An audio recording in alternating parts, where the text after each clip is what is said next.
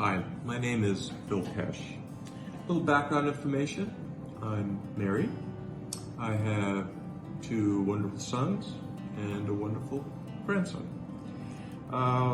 Maybe to put this in a little bit better perspective, I should also add that I'm gay and that I'm an attorney. And if I look back on my time I spent in Guam, I came to Guam in 1976. Fresh out of undergraduate school, I was a high school biology teacher. I taught at JFK for 2 years and GW for a year. I went back to law school in 1979 in Washington, D.C. Graduated in 82, worked for a judge for a year or so, and then took a trip around the world and ended up back here on Guam in 1984, not thinking I was going to stay here, but I was offered a job. I stayed, and I've been here ever since. The question, I guess, is what has it been like to live here in Guam all these years as a gay man? I've asked myself that question many times. Why have I stayed in Guam so long? And I think the simple answer is because I felt like I could live a normal life. I didn't come out as gay until I was in my 30s. My current husband, Corman, and I, we met in 1996. We've been together since then. We adopted one son in, I think, 2003, 2004, and another one in about 2008, 2009. We weren't able to get married until 2014. We went back and got married in Washington State because at that time we could not get married on Guam. Our oldest son was going to graduate from high school, and I wanted to be a legal family before he graduated from high school. The following year, in 2015, I, along with two other attorneys, Mitch and Todd Thompson, represented Kate and Lo, or Loretta, a lesbian couple who wanted to get married and were refused a marriage application from the Bureau of Vital Statistics. And so the three of us represented the ladies, and we were successful. We got a successful court ruling from the district court, and we did that 3 weeks before the U.S. Supreme Court came out with its Obergefell decision. I would say, for the most part, Guam has been a wonderful place to be gay, to raise a family as a gay couple. I'm not saying it's been perfect. There have been incidents over the years that weren't very pleasant, but I'm sure a lot fewer than almost any other place back in the U.S. mainland would have been. So we have a lot of really strong allies here. They were very supportive when we were campaigning and running our case or managing our case back in 2015. And ever since then, it really has been wonderful.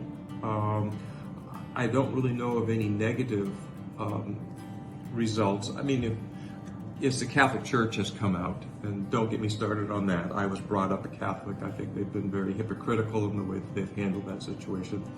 But that's the official stand.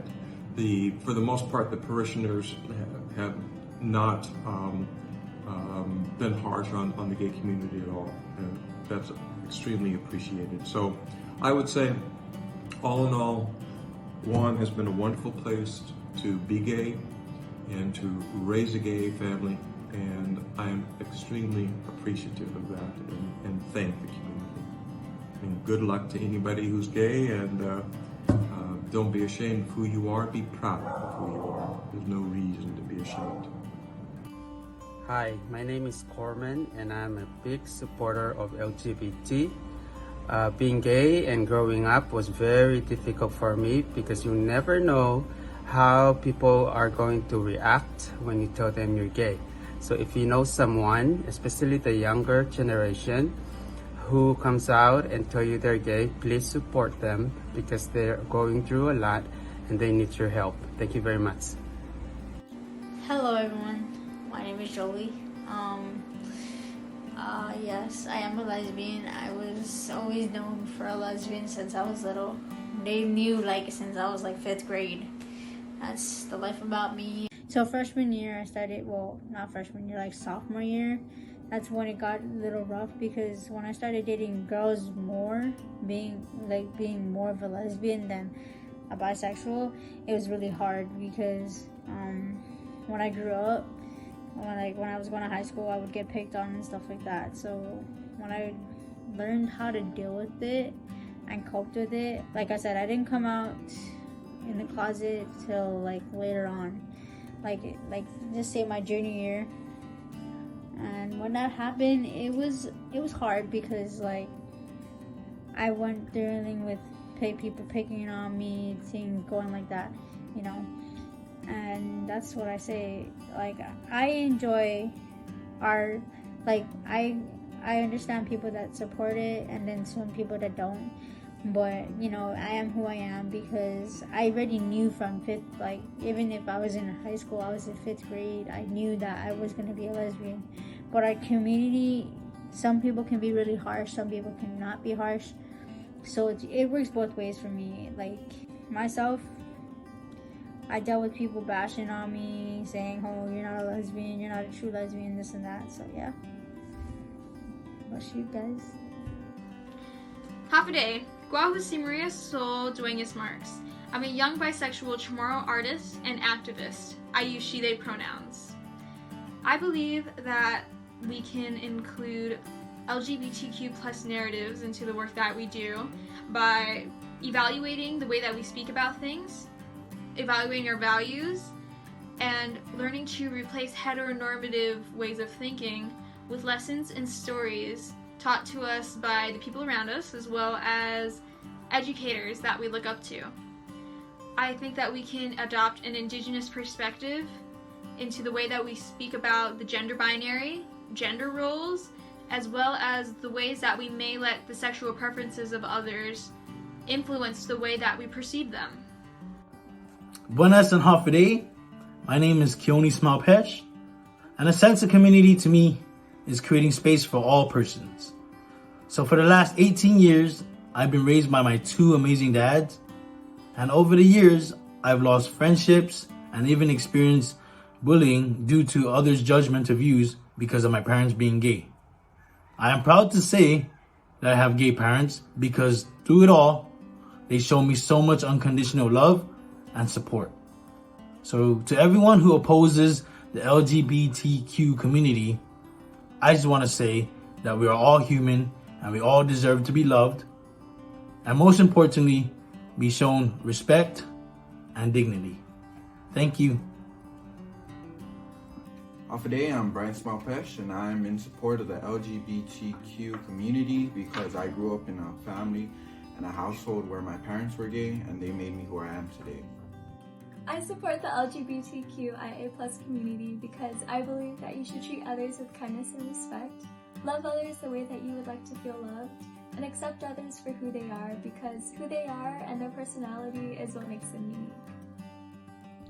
I support the LGBTQ community by celebrating diversity and practicing the golden rule to treat others the way you'd like to be treated. Hafide.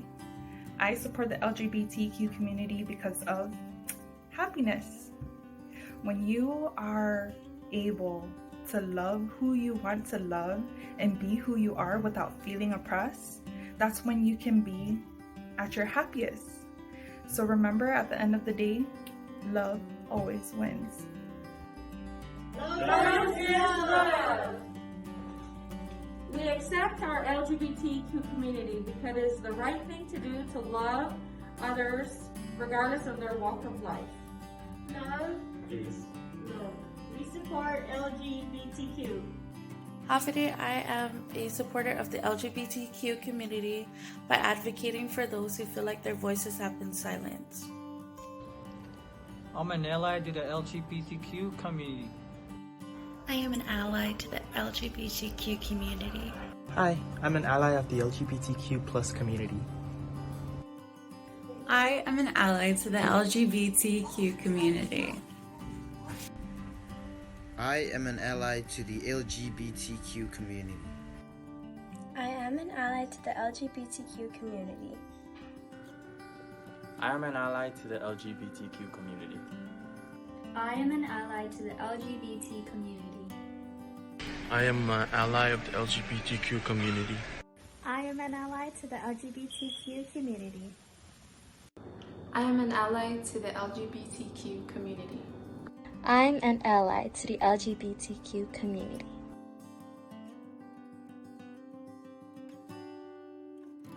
We are allies of the LGBTQ community. We are We are